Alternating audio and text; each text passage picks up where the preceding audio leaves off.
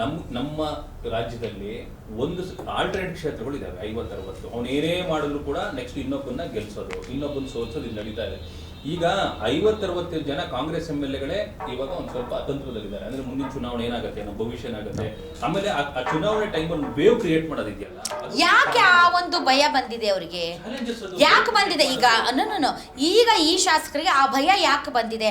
ಯಾಕೆಂದ್ರೆ 2.5 ವರ್ಷದ ಆಡಳಿತದಲ್ಲಿ ಈಗಿನ ಸರ್ಕಾರಕ್ಕೆ ಇರುವಂತ ಈ ಇಮೇಜ್ ಹೀಗೆ ಮುಂದುವರೆದ್ರೆ ಮುಂದಿನ ದಿನಗಳಲ್ಲಿ ನಾವು ಗೆಲ್ತೀವೋ ಇಲ್ವೋ ಅನ್ನುವಂತ ಭಯ ಅವ್ರಿಗೆ ಬಂದಿದೆ.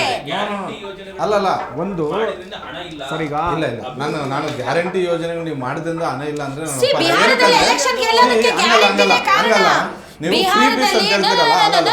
ಬಿಹಾರದಲ್ಲಿ ಎಲೆಕ್ಷನ್ ಗೆಲ್ಲೋದಕ್ಕೆ ಅತ್ಯಂತ ಪ್ರಮುಖ ದೊಡ್ಡ ಕಾರಣ ಗ್ಯಾರಂಟಿ.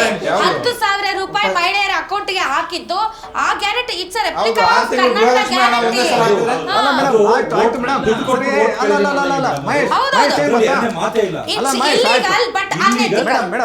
ಮೇಡಮ್ ಏನ್ ಗೊತ್ತಾ, ಈಗ ಆಯ್ತು ನಿತೀಶ್ ಕುಮಾರ್ ಅವರು ಘೋಷಣೆ ಮಾಡಿರ್ತಕ್ಕಂಥ ಗ್ಯಾರಂಟಿ ನಂಬ್ಕೊಂಡು ವೋಟ್ ಹಾಕಿದ್ರು ಅಂತ ಹೇಳ್ತಾರೆ. ಕಾಂಗ್ರೆಸ್ ಮತ್ತೆ ಏನು RJD ಈ ಪಕ್ಷಗಳ ಮಹಾಗಠಬಂಧನ್ ಏನಿದೆ ಅದ್ರ ಡಬಲ್ ಗ್ಯಾರಂಟಿನ ಅನೌನ್ಸ್ ಮಾಡಿದ್ರು. ಯಾಕೆ ವೋಟ್ ಹಾಕಿಲ್ಲ? ಅನೌನ್ಸ್ಮೆಂಟ್ ಬೇರೆ, ನಿಮ್ಮ ಅಕೌಂಟ್ ಬರೋದು ಬೇರೆ. ಅನೌನ್ಸ್ಮೆಂಟ್ ಬೇರೆ, ನಿಮ್ಮ ಅಕೌಂಟ್ ಬರೋದು ಬೇರೆ.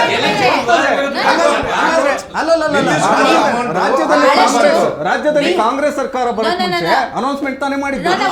ಯಾಕೆ ವೋಟ್ ಹಾಕಿದ್ರು? ಅನೌನ್ಸ್ಮೆಂಟ್ ವೋಟ್ ಹಾಕಿದ್ರು. ಬಿಹಾರಲ್ಲಿ ಅನೌನ್ಸ್ ಮಾಡಿದ್ದಲ್ಲ, ದುಡ್ಡು